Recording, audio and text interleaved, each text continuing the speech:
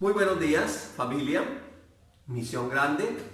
Este es el día que hizo el Señor, hoy es domingo y queremos, como siempre en este espacio, compartir con ustedes y sus familias una palabra de fe. Y para entrar en el tema, quiero que leamos el título que está sobre la pantalla. Dice, tus decisiones definen tu vida. Tus decisiones o mis decisiones deciden la vida, lo que vamos a vivir. Muchas veces pensamos que la vida es el resultado de nuestros deseos, de lo que queremos hacer, y entonces la gente tiene unos planes muy tremendos. De hecho, cuando uno es niño, entonces tiene una visión grande, tiene unos propósitos muy grandes en la vida y se espera que esos propósitos se lleguen a cumplir. Pero ¿por qué muchas veces no se cumplen? Porque solamente se queda en un querer, en un deseo. Pero no hay una decisión, o la decisión que hay es una decisión que va en contrasentido de esos deseos o sueños o anhelos que hay en nuestro corazón. Entonces hoy vamos a ver, en los que hemos estudiado la palabra, y a usted que le gusta leer la palabra también, nosotros hemos encontrado el capítulo por excelencia que conocemos como los héroes de la fe. En la carta a los Hebreos, ese capítulo 11 se conoce como los héroes de la fe.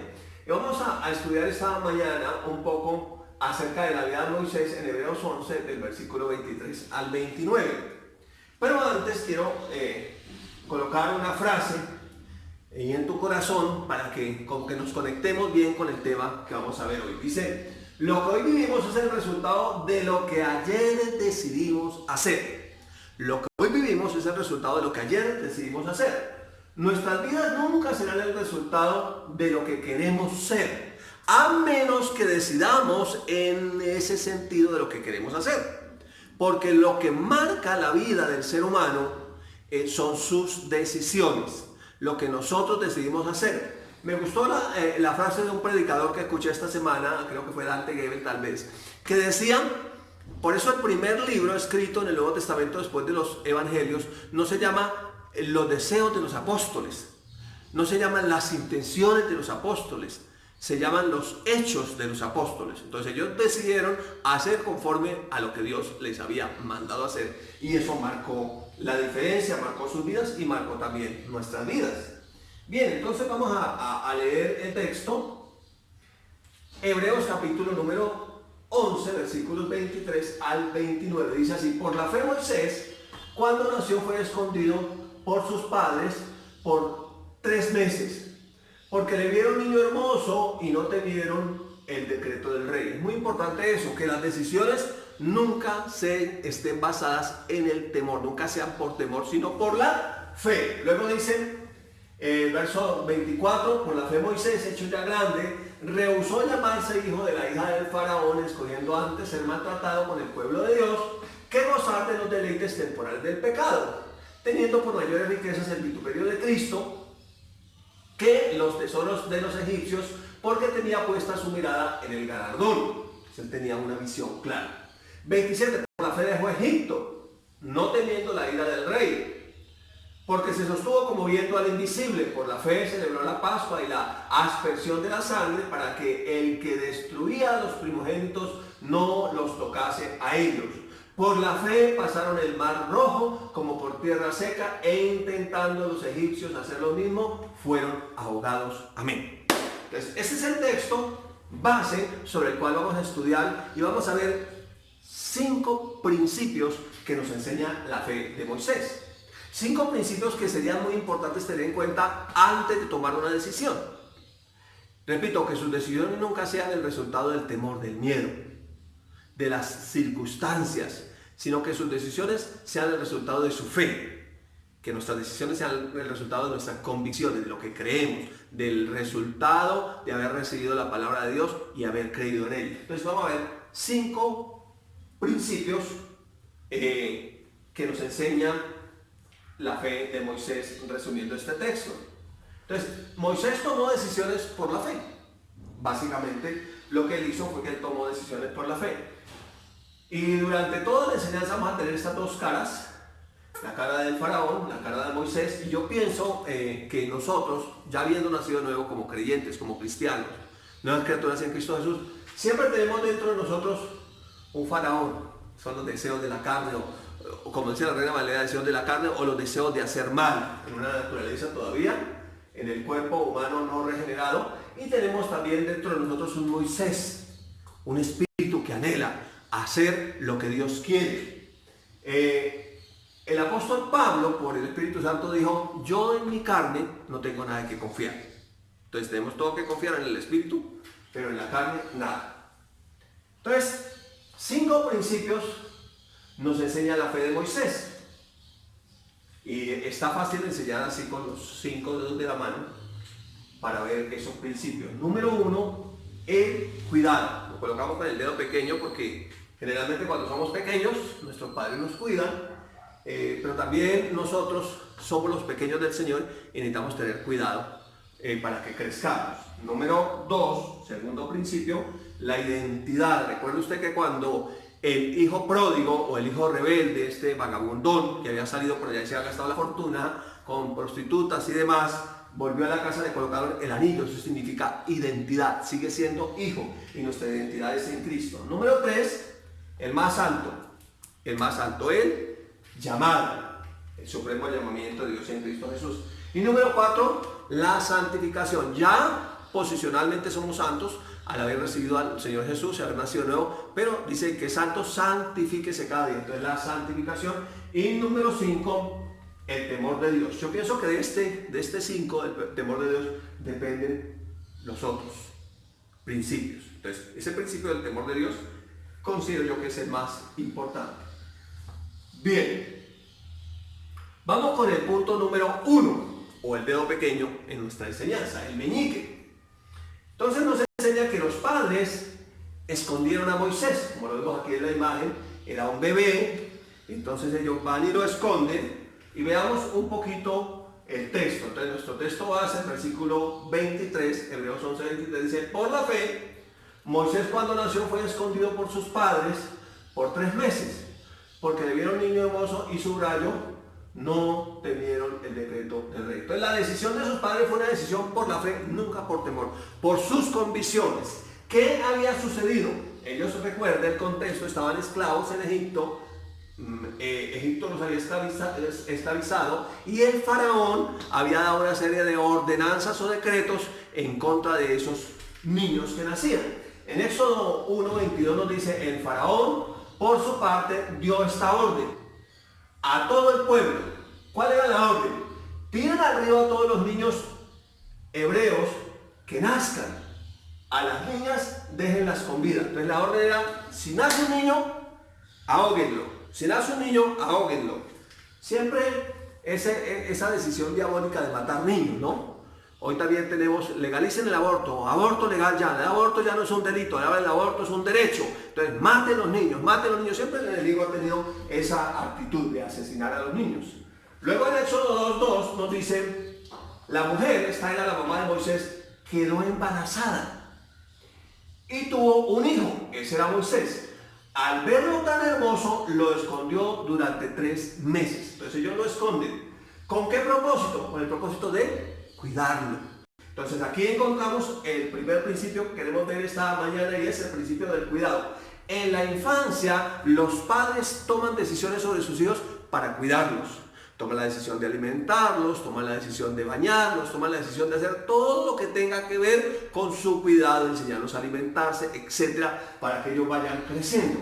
Por su parte, la palabra de Dios dice: ten cuidado de ti mismo y de la doctrina. Es decir, que nuestro cuidado debe ser de toda la vida, no solamente cuando somos pequeños, sino durante toda la vida debemos tener ese principio claro, el principio del cuidado. Ahorita en la cuarentena están diciendo: no salga a la calle, es decir, cuídese de una u otra manera, cuídese esto, cuídese lo otro, pero que sus decisiones nunca sean el resultado del temor, sino de la fe. Entonces, primer principio, el cuidado.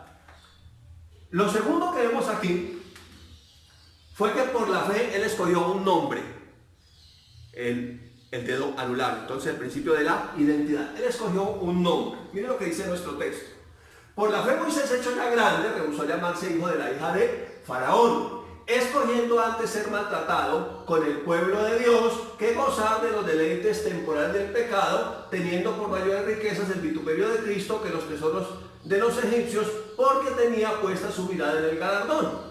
Entonces él era un judío que, como fue escondido, si usted lee, le invito para que en esta cuarentena lea el libro del Éxodo y pueda empaparse más de la historia. Muchos ya lo leen y conocen la historia, algunos no. Entonces, como fue escondido, las que vinieron a su rescate y lo adoptaron prácticamente fueron de la familia del faraón, específicamente la hija. Entonces él llegó a ser por adopción un egipcio, pero cuando ya él creció, él se dio cuenta que esa no era su familia real. Lo mismo sucede cuando nosotros nacemos de nuevo, entendemos que no pertenecemos al mundo, que ahora somos de Dios, que ahora nuestra familia es la familia de Dios y que somos hijos de Dios por la fe. Entonces tenemos ya nuestra mirada puesta en el galardón y tomamos decisiones por fe. ¿A qué familia pertenecemos? Solamente hay dos familias, la familia de Dios y la familia del diablo, los de fe y los incrédulos. No hay más familia. Entonces ya él toma esa decisión, escoge un nombre. Entonces es el principio de la identidad. Y vamos a ver un poquito en el Nuevo Testamento, en la carta a los Filipenses, el capítulo 2, versos 5 al 11. La identidad. Dice, la actitud de ustedes debe ser como la de Cristo Jesús, quien siendo por naturaleza Dios, no consideró ser igual a Dios como algo a que aferrarse. Por el contrario, se rebajó voluntariamente tomando la naturaleza de siervo, haciéndose semejante a los seres humanos, y al manifestarse como hombre se humilló a sí mismo y se hizo obediente hasta la muerte y muerte de cruz. Entonces Jesús es Dios, pero al hacerse hombre se rebajó. Eso se llama humildad. Fue humilde. Y esa debe ser nuestra misma actitud. Por eso Dios lo exaltó hasta lo sumo y le otorgó un nombre que está sobre todo nombre, para que ante el nombre de Jesús se doble toda rodilla en el cielo y en la tierra y debajo de la tierra, y toda lengua confiese que Jesucristo es el Señor, para la gloria del Padre. Me gustó lo que dijo un predicador: el ateísmo es temporal, porque un día todo el mundo en el cielo, en la tierra y debajo de la tierra va a confesar a Jesús como su Señor, su máxima autoridad. Más nos vale confesarlo ahora, en este momento, porque llegará el día en que lo confesarán, pero ya no les servirá a ellos para ser salvos, porque ya el tiempo de la salvación pasó. Mientras haya vida hay esperanza. Entonces aquí tenemos el principio de la identidad. Yo me identifico con Cristo, yo soy un hijo de Dios y como hijo soy un heredero, tengo un nombre nuevo, de modo que si alguno está en Cristo, nueva criatura es, las cosas viejas pasaron y aquí todas son hechas nuevas. Ahora mi identidad está en la familia de Dios. Como Él es, así somos nosotros en este mundo. Ya nosotros no pertenecemos al mundo, aunque estamos en el mundo, pero nuestra patria es nuestra patria celestial. En esta tierra somos pasajeros temporales, estamos de paso. Así como pasará esta cuarentena, también pasará nuestra vida en la tierra. Tenemos una identidad, tenemos una casa, un edificio no hecho de manos, eterna en el cielo. Tenemos identidad, no simplemente una identidad como siervos, una identidad como hijos. Ahora somos hijos de Dios. Y el mundo no nos conoce porque a Él tampoco le conoció. Entonces nuestra identidad ahora es la identidad de hijos. Entonces, cuidado. Número 2, identidad. Ahora somos hijos. Segundo principio que nos enseña la fe de Moisés. El tercer principio, Moisés huyó de Egipto. ¿Qué dice el verso 27 de nuestro texto base? Hebreos 11:27. Por la fe dejó Egipto, no temiendo la ira del rey, porque se sostuvo como viendo al invisible. Fíjense que toda decisión de un hombre o una mujer de fe o de una persona de fe es una decisión basada en sus convicciones, en su fe, nunca en las circunstancias, porque nosotros tenemos, vuelvo a repetir, un faraón dentro de nosotros, un Moisés dentro de nosotros. El espíritu y la carne contienden, como dice la carta a los Gálatas. Hay un enfrentamiento. Allá en Hebreos el Señor nos dice: todavía ustedes no han luchado hasta la sangre combatiendo contra el pecado. Entonces hay un deseo de la carne, un deseo de hacer mal, que nos lleva a desenfocarnos del propósito de Dios, pero en el espíritu tenemos nosotros ese deseo de hacer la voluntad de Dios. Entonces él huye de Egipto porque Egipto era una nación pagana, una nación malvada, una nación que vivía siempre haciendo el mal. Y recuerda que en el video pasado hablamos: rodéate de gente de fe. Si tú quieres tener éxito en tu vida como cristiano, verdaderamente una vida victoriosa, necesitas huir de gente que es dañina, o gente que le va a hacer mal, gente tóxica, dicen por ahí. Entonces, el tercer principio, el más alto, el tercer dedo, el principio del llamado. El principio del llamado, el más alto. Entonces vamos a verlo, el texto del Nuevo Testamento, 2 Timoteo 2, 21, 22. Si alguien se mantiene limpio, él huyó para mantenerse limpio, llegará mejor a ser un vaso noble, santificado y útil para el Señor y preparado para toda buena obra. Huye de las malas pasiones de la juventud. Esmérate en seguir la justicia, la fe, el amor y la paz, junto con los que invocan al Señor con un corazón limpio. Entonces él huye porque allá no estaban con un corazón limpio. Allá lo que ellos querían era hacer mal, entonces se aceleraban de hacer mal. Por eso cuando uno nace de nuevo, Dios lo coloca en una familia de fe, se llama una iglesia local, y Dios lo coloca ahí para que con esos creyentes entonces sea fortalecido en fe y avance en el propósito, porque Dios tiene para ti un llamado. Y ese llamado necesitas cuidarlo. Entonces, por causa del llamado, huimos de gente tóxica, de gente incrédula, de gente malvada, de gente perversa, y nos acercamos a gente de fe. Porque tenemos de Dios un llamado, un llamamiento supremo. Y dice que huyamos de las pasiones juveniles. Entonces, no ha habido la historia del viejito verde. Entonces hay gente que tiene pasiones juveniles ya siendo viejito corrompido, viejito verde. No, ya nosotros tenemos que salir de esas cosas. Por su parte, Filipenses 3, 13 y 14 dice: hermanos, dice el apóstol Pablo por el Espíritu Santo, yo mismo no pretendo haberlo ya alcanzado. Pero una cosa hago, olvidando ciertamente lo que queda atrás y extendiéndome a lo que está delante, prosigo a la meta, al premio del supremo llamamiento de Dios en Cristo Jesús. Tenemos un llamado supremo, un llamado tremendo, un llamado que para nosotros es un llamado increíble, hecho a un ser incapaz para hacer una labor imposible. Pero si confiamos absolutamente de Él, Él lo hará, porque mayor es Él que está en nosotros que el que está en el mundo. Entonces, cuando nosotros entendemos que tenemos ese tremendo llamado, huimos de personas, huimos de cosas, pero huimos sobre todo de un enemigo que tenemos en nosotros mismos que llama los deseos de hacer mal o la carne. Entonces, huimos de estas cosas porque tenemos un llamado. Ese es el número 3. Número 4, nuestro Elohim dice: celebró la Pascua.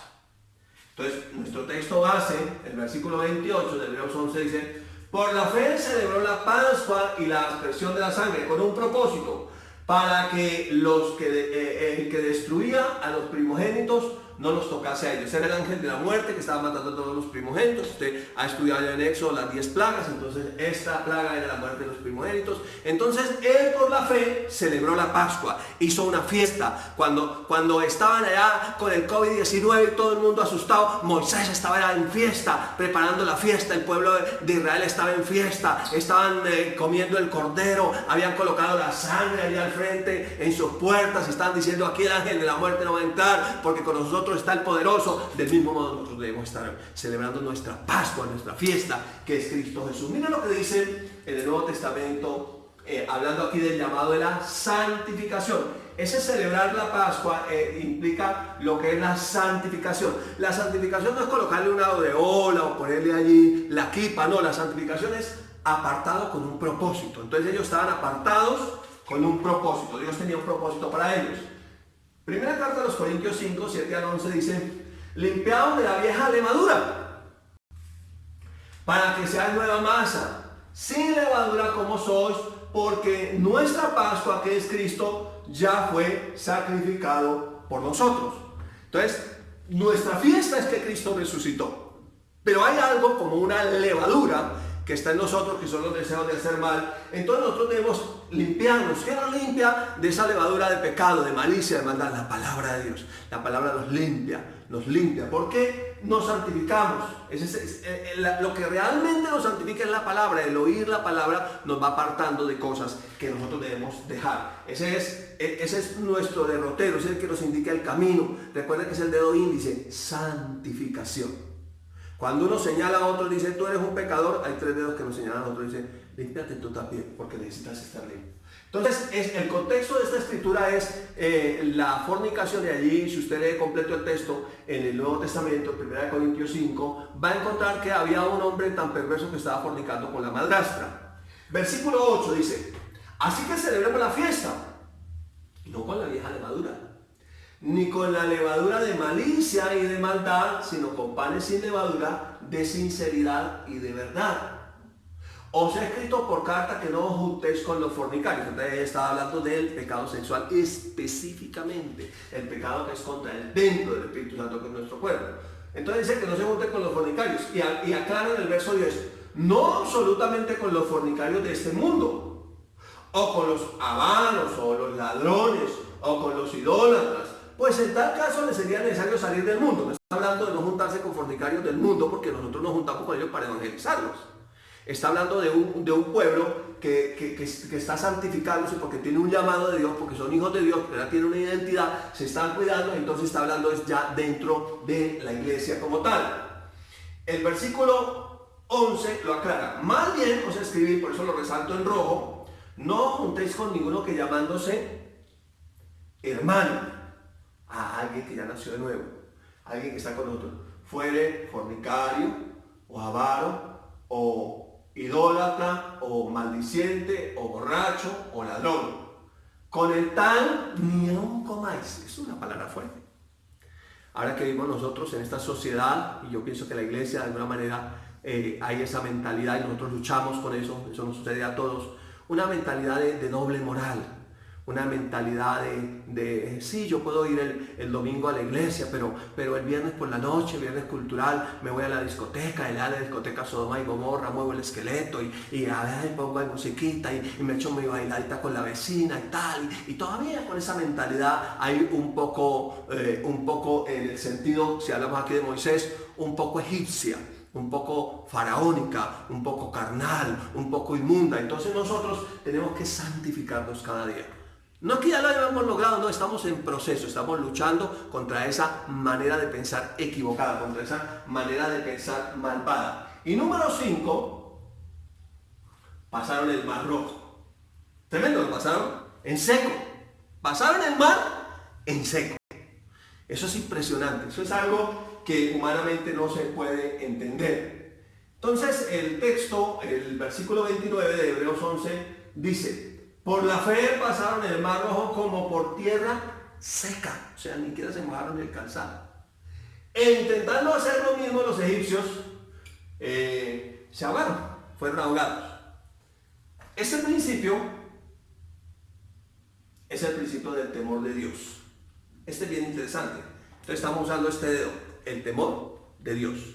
Haga así. Entonces los que tenemos temor de Dios no es miedo a Dios, sino un respeto reverente, es creerle a Dios, es confiar. Entonces todo el que confía, que tiene temor de Dios, vive así, bien. Muy bien, porque depende absolutamente de él. Y el que no tiene temor de Dios, siempre vivirá así. Aunque intente mucho y trate, no le va a funcionar, porque no tiene temor de Dios. Vamos a leer un texto que está en el Antiguo Testamento, Éxodo 14, 21 al 31, parte de la historia cuando ellos nos narran la escritura, cuando ellos pasan el Mar Rojo. Dice: extendió Moisés su mano sobre el mar e hizo Jehová que el mar se abriese o se retirase por el viento del oriente toda aquella noche, y volvió el mar en seco y las aguas quedaron divididas. Verso 22. Entonces los hijos de Israel entraron por el medio del mar en seco, teniendo las aguas como muro a la derecha y a la izquierda. Será una autopista que se abrió en el mar, y ellos tenían muro de agua a sus dos lados.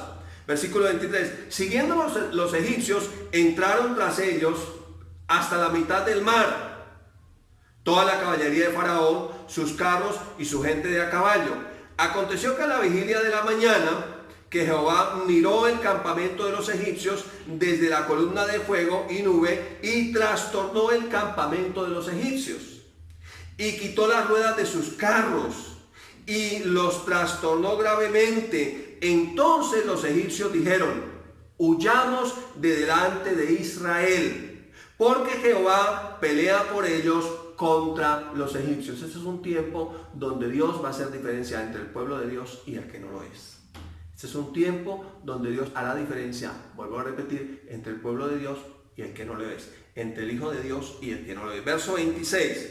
Mas Jehová dijo a Moisés: extiende tu mano sobre el mar, para que las aguas vuelvan sobre los egipcios, sobre sus carros y sobre su caballería. Entonces Moisés extendió su mano sobre el mar, y cuando amanecía, el mar se volvió en toda su fuerza, y los egipcios al huir se encontraban con el mar, y Jehová derribó a los egipcios en medio del mar. Verso 28, y volvieron las aguas y cubrieron los carros y la caballería y todo el ejército de Faraón que había entrado tras ellos en el mar. No quedó de ellos ni uno. Se cumplió la palabra que Moisés le había dicho: no teman, avancen adelante, porque estos egipcios que hoy ves, nunca más para siempre los volverán a ver. Y yo declaro en el nombre de Jesús que ese temor, ese COVID, ese virus que hoy ves, nunca más lo volverás a ver, porque el Señor está peleando por nosotros como poderoso gigante. Dice el versículo 29, y los hijos de Israel fueron por el medio del mar en seco, teniendo las aguas por muro a su derecha y a su izquierda. 30, así salvó Jehová en aquel día a Israel de la mano de los egipcios, e Israel vio a los egipcios muertos a la orilla del mar. 31 cierra el texto diciendo: y vio Israel aquel grande hecho que Jehová ejecutó contra los egipcios, y el pueblo temió a Jehová y creyeron a Jehová y a Moisés su siervo. Entonces aquí está el principio del temor de Dios. Ellos temieron al Señor y empezaron a creerle al Señor. Cuando ellos vieron ese tremendo hecho, ellos dijeron: realmente Dios está con nosotros. Entonces el temor al Señor tiene que ver con un respeto reverente a Él y con creer lo que Él dice. Lo que Dios dice es verdad. El cielo y la tierra pasarán, pero su palabra no pasará. Dios es poderoso para hacer todo lo que ha dicho, porque Él es Dios y todo lo que Él dice se cumple. Y nosotros creemos y tenemos esa convicción, ese fuego dentro de nosotros, creyendo que si Dios es por nosotros, ¿quién contra nosotros? Y que como Él es por nosotros, entonces nosotros no solamente somos vencedores, sino más que vencedores por medio de aquel que nos amó. Quiero compartirle un proverbio, Proverbios capítulo 1, verso 7. El principio de la sabiduría es el temor de Jehová. Los insensatos desprecian la sabiduría y la enseñanza. Entonces, el principio de la sabiduría es el temor de Jehová. O sea, la persona más sabia, la persona realmente sabia, es aquella que teme al Señor. Es aquella que respeta al Señor, que honra al Señor, que le cree al Señor, que tiene un temor reverente por Él. De ese modo, entonces, quiero que repasemos, como dicen por ahí, y ya para terminar, quiero que repasemos. Entonces, Moisés tomó decisiones por la fe. Las decisiones más inteligentes en la vida se toman por la fe. Y estas decisiones de fe, basadas en la vida de Moisés, que nos lo cuenta la carta a los Hebreos en el capítulo 11, versículos 23 al 29, como ya leímos, nos llama a nosotros a que tengamos en cuenta estos 5 principios de fe a la hora de tomar decisiones en la vida. Por ejemplo, usted que está soltero, usted que está soltera, tenga en cuenta estos 5 principios de fe antes de tomar la decisión con quién se va a casar. Y así podríamos colocar muchos ejemplos. Quiero entonces que recapitulemos sobre estos 5 principios que nos enseña la fe de Moisés. Número 1, el principio del cuidado. Si bien es cierto, nuestros padres cuidan de nosotros y es parte de su responsabilidad cuando somos pequeños. Si tú eres padre, cuida de tus hijos. Si tú eres madre, cuida de tus hijos. Quiero decirte algo con todo cariño: la responsabilidad de tus hijos no es del Estado. La responsabilidad de tus hijos es tuya. Mis hijos son mi responsabilidad. Vivimos en una sociedad donde todos le echamos la culpa al Estado, al presidente, al Congreso, a las Cortes, pero la responsabilidad de los hijos es nuestra. Los hijos son herencia de Dios, pero un día nos va a pedir cuentas por ello. Entonces, cuidemos nuestros hijos.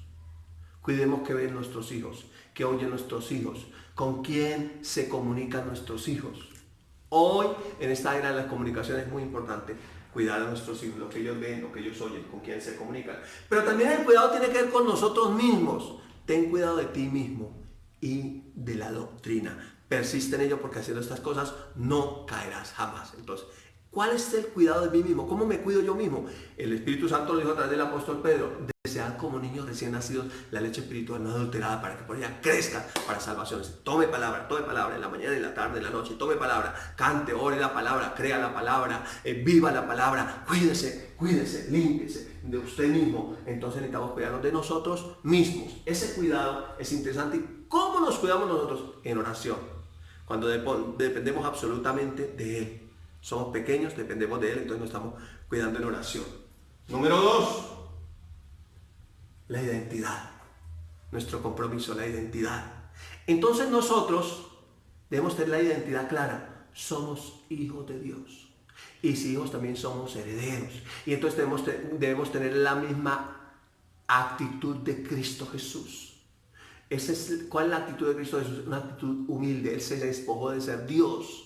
No se aferró. No nos aferremos a lo que al parecer tenemos, despojémonos, sirvamos, vivamos para servir, tenemos esa actitud de amor, esa actitud de misericordia, esa identidad como hijos. Somos hijos del Dios Todopoderoso, pero hemos sido llamados a servir. Esa es nuestra identidad. Armémonos del mismo pensamiento que hubo en Cristo Jesús.